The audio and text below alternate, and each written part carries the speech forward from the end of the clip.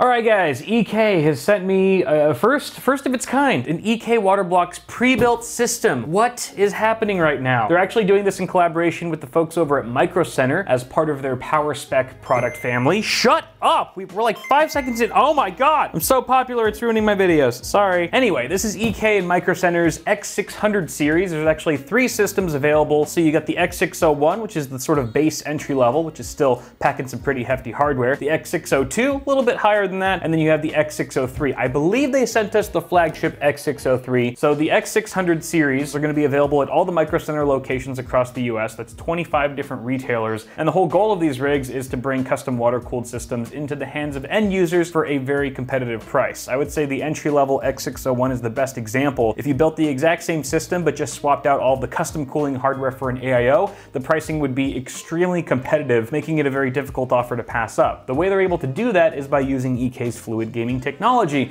which is basically aluminum all the things, aluminum fittings, aluminum radiators, water blocks, and so forth, that brings the cost significantly down while still delivering excellent performance. Now, one of the top features of going the pre-built route is that you only have to deal with one company to handle your warranty as opposed to 8 or 10 or even a dozen different companies should you build the system yourself. Micro Center offers a 48-hour warranty on all of these systems, which doesn't sound very great at first glance. But what they mean by that is should you have any issues with your rig, send it back into them, they'll send it back to you completely fixed within a 48-hour window. So get you back into the game or back to working, whatever you decide to do with your rig, and that's pretty cool. I think we're ready to unbox this sucker. This thing is so massive. It looks like I think there's another box in the box. Come on. Oh, that's probably not the best way to cut it. Directly towards my face. Don't do what I'm doing, please. I don't want your parents to sue me. All right.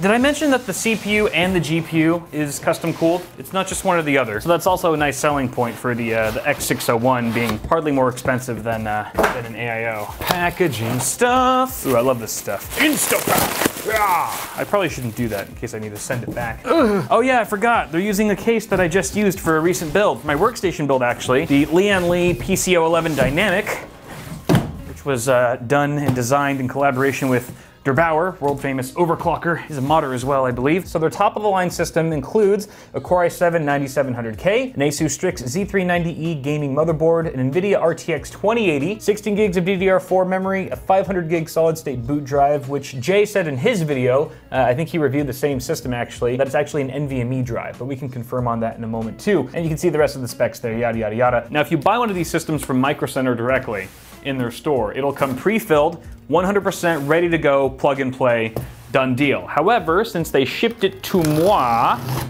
I'm guessing it's empty and we gotta fill it ourselves. Also because I watched Jay's video and he ruined all the surprises for me. Okay, first time setup instructions. Power supply cables, looks like a fully modular unit, whatever it is. More accessories, I'm guessing, for the motherboard. Yeah. Got your AC power cords, some extra SATA cables in here, a little tiny noisy VRM fan, which you should not install, Wi-Fi adapter, and a bunch of other stuff. Okay.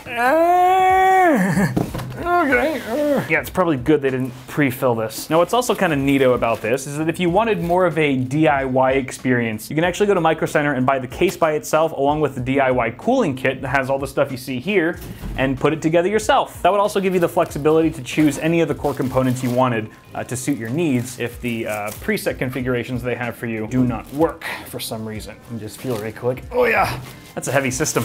That's good. It means it's powerful. Unless it's like a file server with a bunch of hard drives, then maybe not so much.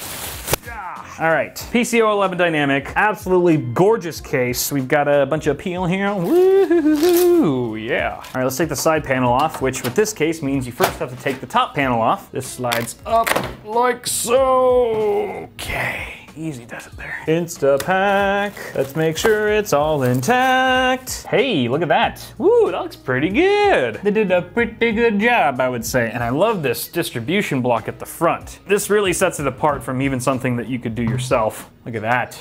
Let me take the nasty plastic off. Oh God, it's so good. So good.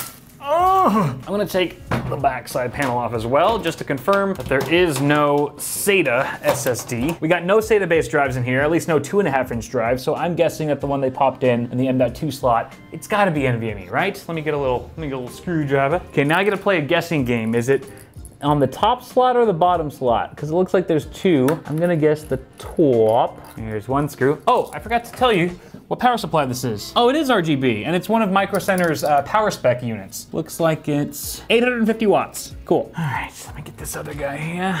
All right, moment of truth. It's yeah, look at that, 970 Evo Plus, 500 gig, NVMe M.2 drive. Beautiful. Okay, that's all we needed to know. Back on you go. Let me adjust the camera for you a second here. All right, I just want to take a second to appreciate the rest of this build, all right, before we actually fill it up. So we've got a transparent CPU water block, which looks fantastic. I really like that they went with Trident Z RGB DDR4 modules. They could have cheaped out, but they went pretty premium there. I'm sure those have some decent Samsung B dies on them as well. The cable sleeving looks great. It's black and white, very color neutral, which I'm sure they did intentionally because I believe there is RGB elements in this system apart from the RAM. It's also PET sleeving as opposed to paracord, so it keeps its shape very well.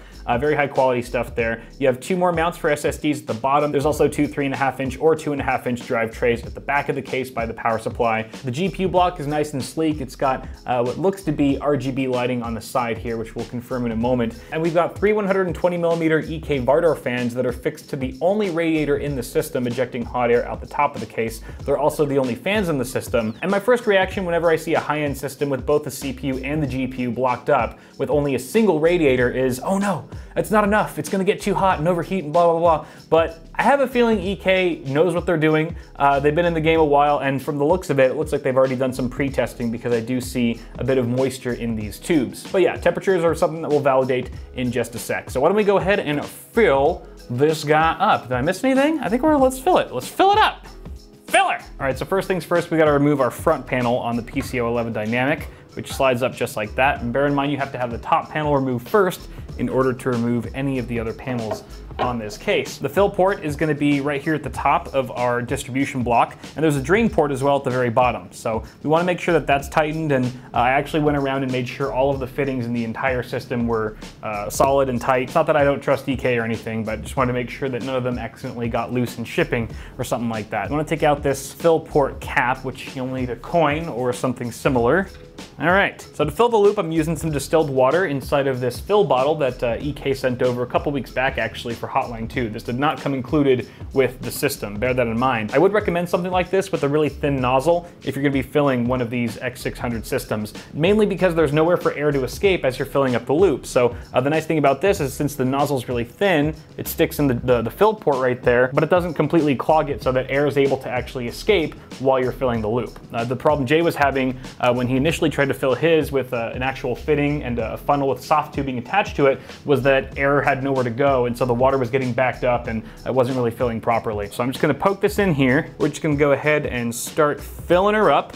You wanna make sure that you have no external power cables plugged in while you're doing this. This is actually the first system I've worked with that has a distribution block. All the tubes in the system are actually connected through the distribution block in some way. So it's kind of like a tubing hub, for lack of a better term. So as we fill it up to the top here, I'm gonna go ahead and remove the bottle. Now we're pretty much ready to power the system on. So once we do that, the pump's gonna run and it's gonna essentially distribute the liquid throughout the loop. So this water level is gonna probably go down pretty quickly, and I'm gonna shut the system off when it's about here before it reaches the pump so that the pump doesn't dry run and accidentally damage itself. We're gonna keep doing that until there's no more air in the loop and we're left with just fluid. So let's go ahead and do our first boot cycle here. Double boot. Look at that RGB, so sexy.